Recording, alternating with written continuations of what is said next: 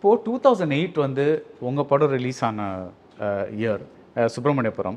அந்த இயர் வந்து சிம்ரனுக்கும் important year. Because அவங்களுக்கு வாரணம் வைரம் அந்த அந்த அந்த வருஷம் ரிலீஸ் ஆகுது. அந்த வருஷம் ரிலீஸ் ஆச்சு. Not the same day but that same year.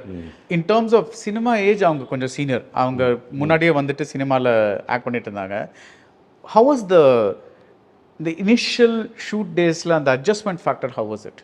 என்ன அது சார்? அந்த ஒரு கோஸ்டாரோட நடிக்கிறோங்கிறது மற்றவங்களோட கொஞ்சம் டிஃப்ரெண்ட்டாக இருந்துச்சா, இல்லை எந்த கோஸ்டாரோட நடிக்கிற மாதிரி அதே மாதிரி இருந்துச்சா? இல்லை, அப்படி தான் சார். அவங்களும் அப்படி தானே சார் இருந்தாங்க. அவங்களும் அதை வந்து நம்ம முன்னாடி வந்திருக்கோம், சீனியரு, அவங்க நம்ம ஜூனியர் அப்படிலாம் பார்க்கல. நாங்கள் இத்தனை படம், நான் 100 படம் பண்ணிட்டேன் அப்படின்னு அவங்களும் எங்கேயுமே அதை காமிச்சிக்கல சார்.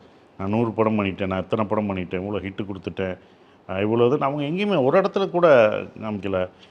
புது டைரக்டர் அப்படின்ற அந்த அவர்கிட்டையும் அவங்களும் அதை தான் கேட்டு லேர்னிங் ப்ராசஸ் தானே சார். அவங்க ஒரு ஆர்டிஸ்ட்டாக தானே சார் இருந்தாங்க. அவங்களும் அந்த லேர்னிங் ப்ராசஸில் தான் இருந்தாங்க. ஸோ அதை எங்கேயுமே ஒரு இடத்துல நான் இதில் அவங்க சொல்கிறத கேட்டுக்கிறாங்க. அவங்களும் முதல் படமாக தான் அவங்களும் நடிக்கிறாங்க. ஸோ அது கரெக்டாக இருந்தது, கரெக்டாக அதை பண்ணாங்க. ஸோ அவங்க இவ்வளோ தூரம் வளர்ந்துருக்காங்கன்னா அந்த டிசிப்ளின் என்ன இருக்கணும், எப்படி இருக்கணும், என்ன நம்ம எப்படி டேரக்டர்கிட்ட கேட்டு தெரிஞ்சுக்கணும் அப்படின்ற அந்த விஷயம்லாம் அவங்ககிட்ட இருந்தது. அந்த பாகுபாடு எதுவுமே பார்க்கல. அதனால் ஈஸியாக இருந்தது சார். எல்லாருக்குமே அது அவங்களோட ஒர்க் பண்ணுறது குட் ஷூட். நல்லா இருந்தது. ஷூட்டே ரொம்ப அவ்வளோவா ஒரு காலேஜுக்கு போகிற மாதிரி தான் சார் இருக்கும். ஏன்னா பசங்களாக இருப்பாங்க, யங்ஸ்டர்ஸாக இருப்பாங்க, ப்ரொடியூசர்லேருந்து எல்லாமே அங்கே அசிஸ்டன்ட் டைரக்டர்லேருந்து. ஸோ அவங்க வந்து அந்த அந்த அந்த அந்த பொறுப்போடையும் இதோடையும் அழகாக அதை ஹேண்டில் பண்ணி அவங்க போனாங்க சார். அது நல்லா இருந்தது சார்.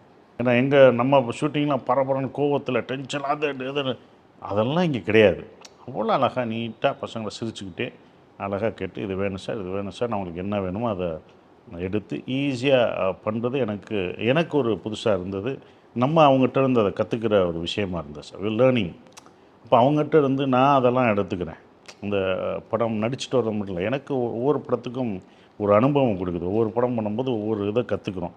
ஸோ அப்போ இந்த படத்தில் இந்த பசங்கிட்ட இருந்து நம்ம என்ன கற்றுக்குறோம், அப்போ நம்ம பண்ணும்போது இதெல்லாம் இவங்ககிட்ட வந்து நம்ம கற்றுக்கணும் அப்படின்னு ஒரு படம் மட்டும் பண்ணிட்டு போகிறதில்ல, ஒரு அனுபவமாக ஒன்று நான் எடுத்துகிட்டு போகிறேன் சார். அதெல்லாம் எனக்கு வந்து நான் டைரக்ட் பண்ணும்போது இவங்கெல்லாம் எனக்கு யூஸ்ஃபுல்லாக மைண்டில் வந்துட்டு போவாங்க சார். நீங்கள் பண்ண